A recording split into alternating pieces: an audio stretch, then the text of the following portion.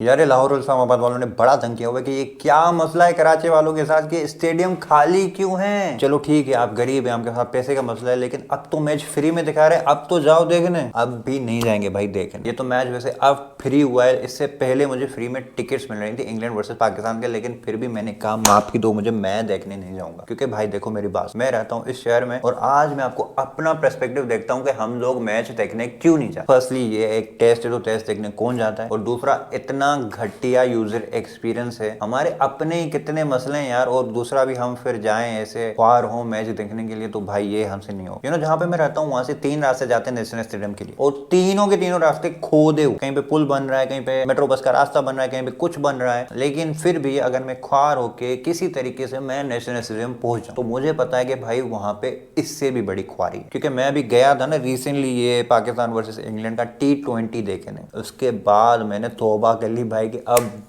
बस खत्म, अब मैं नहीं जाऊंगा मैच देखने। तो that was actually the first time कि मैं क्रिकेट स्टेडियम में देखने गया था। पहले तो भाई बड़े खुश हो रहे हैं कि आज तो बाबर को सामने देखेंगे, जाते हुए नारे लगा रहे हैं बाबर पाकिस्तान जिंदाबाद। वहां पे हम पहुंचे आधा घंटा पहले मैच से, तो ये बड़ी लाइन लगी हुई है भाई सिक्योरिटी के लिए। उस लाइन में खड़े होते होते हमें 1 घंटा हो गया, मैच भी शुरू हो गया। लेकिन फाइनली जब वो लाइन क्लियर हो गई, अब हमने सोचा कि अब बस शटल में बैठेंगे, आराम से पहुंचेंगे वहां पे and then we will enjoy. लेकिन पहले तो शटल में बैठना एक बहुत बड़ी जंग है। कोई इधर से आ रहा है, कोई इधर से धक्का दे रहा है। पहली शटल मिस हो गई, दूसरी मिस हो गई, तीसरी मिस हो गई। फाइनली जब 10वीं में जोर लगा के बैठे तब सोचा कि अब बस सही है, अब बस शटल वहां पे पहुंचेगी and then we will enjoy. लेकिन फिर जैसे ही हमारी शटल स्टेडियम पे पहुंची तो ये बड़ी लाइन लगी हुई है भाई स्टेडियम के बाहर, टिकट चेक हो रहे हैं। तो हमने कहा चलो ठीक है टिकट चेक करा देते हैं। तो फिर जब काफी टाइम के बाद वहां से क्लियर हुए तो फिर हमने कहा कि अब तो भाई बस क्लियर है, अब तो जाके बैठेंगे, अब बस कुछ नहीं होगा। लेकिन फिर वहां पे इस साइड पे एक खातून बैठी हुई है, वो भी टिकट चेक कर रही है। तो फिर उनसे टिकट चेक कराई। उसके बाद फिर यहाँ पे एक और खातून खड़ी हुई है, उनसे टिकट चेक करानी है। तो फिर उनसे टिकट चेक कराई। और फिर जब फाइनली इनक्लोजर की गेट पे गए तो वहां पे भी लाइन लगी हुई है, और वहां पे एक्चुअली टिकट्स की एंट्री हो रही। और जो लड़की एंट्री कर रही थी वहां पे, उसको QR कोड समझ में नहीं आ रहा, मुझे गुस्सा आ रहा था। मैंने कहा मुझे दे दो, मैं कर देता हूँ। तो भाई वहां पे भी खड़े खड़े काफी टाइम लग गया। और जब फाइनली अंदर पहुंचे तो मैं क्या देखता हूँ कि यार ये बड़ी सलाखें लगी हुई है, प्लेयर्स नजर ही नहीं आ रहे हैं, आपको सिर्फ सलाखें नजर आ रही हैं। And there I was like all of